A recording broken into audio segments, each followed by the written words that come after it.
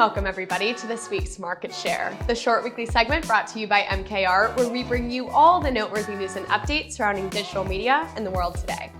I'm your host Genevieve, and we've got some cool stories for you today, so let's get started.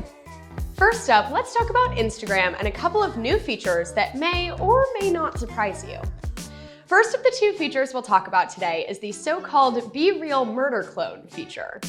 Over the last few months, we've talked a few times about how Be Real is blowing up for being a place for real moments to be shared amongst friends with no judgment.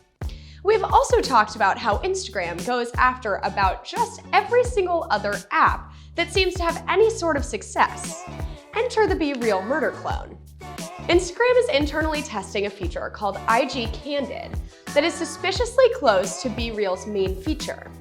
Apparently, the feature will prompt the user to share an authentic photo within 2 minutes at a random time each day. You can also add others' IG Candid to your story feed, so you can keep up with what your friends are doing every day, even when it's not necessarily Insta-worthy.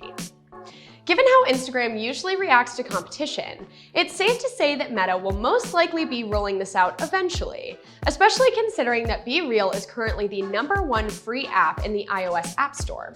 The second of the two Instagram features we'll talk about today is the updated video format that will be used for all videos.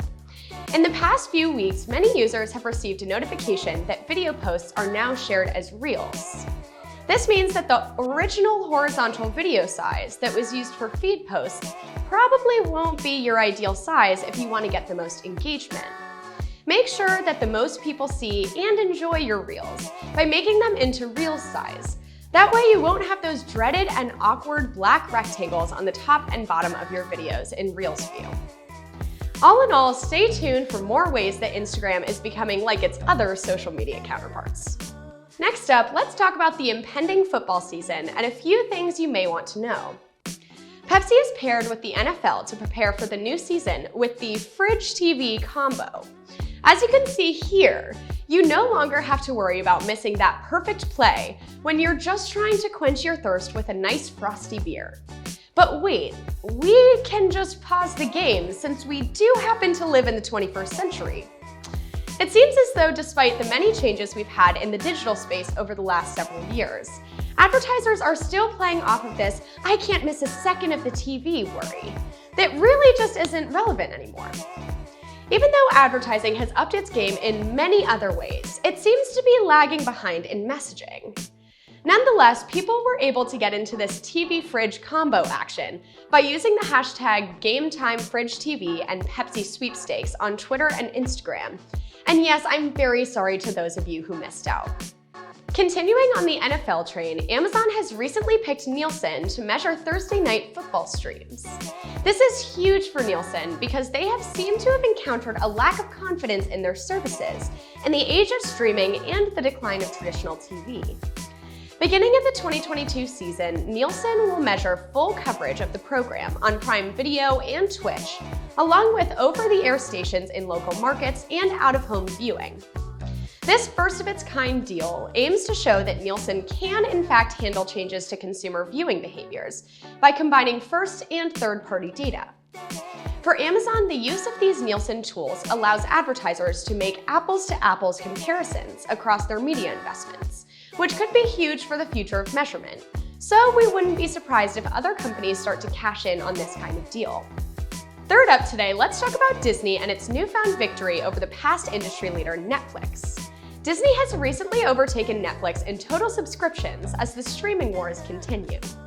Netflix has reported a loss in subscribers throughout both Q1 and Q2 of 2022, which has allowed Disney Plus and its associate partners Hulu and ESPN Plus to triumph. With the impending rise in prices and Netflix's ad-supported tier, we could see their success going one of two ways. The raised prices could turn people away due to having to pay more to watch the same content without ads, or more people could be interested due to lower prices with ads. There are obviously two types of people in this world, and I am most certainly the former. Following behind Disney and Netflix come Warner Bros., including HBO, HBO Max, and Discovery Plus, then Paramount, which includes Paramount Plus, Showtime, Pluto TV, Bet Plus, and Noggin. Then Peacock lagging behind. It will be interesting to see how Netflix claps back at this loss. Will they rush to create even more meaningless content? Will they go into debt, creating the most amazing content we've ever seen to win back viewers? We'll just have to wait and see. Last up this week, let's talk about the rise of community in marketing. Brands are working towards creating a two-way relationship with loyal customers by using activations, messaging, and other tactics. And we're seeing it really start to work for some. Some people think it could be partly a response to Apple's iOS privacy changes, which have made advertising on platforms like Instagram and Facebook more expensive.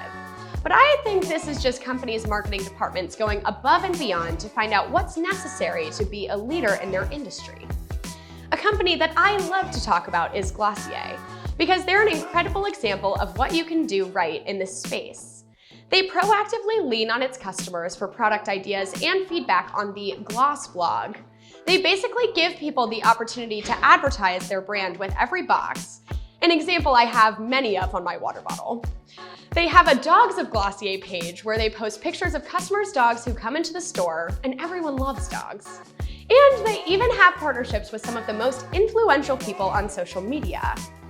They've found a way to connect with their audience in a way that makes them feel included and valued. Moving forward, these types of communities are so important if you want to engage the audience you're trying to reach, and you need to feature and listen to them. Brainstorm some ways you can get your community involved to help do your marketing with you and for you. That's all for this week's Market Share. My name's Genevieve, and I'll see you all next week.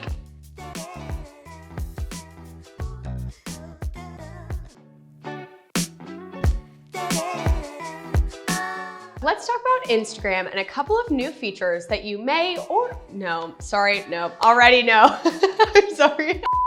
In the past few weeks, many users have received a notification that video posts are now Beginning in the 2022 season, Nielsen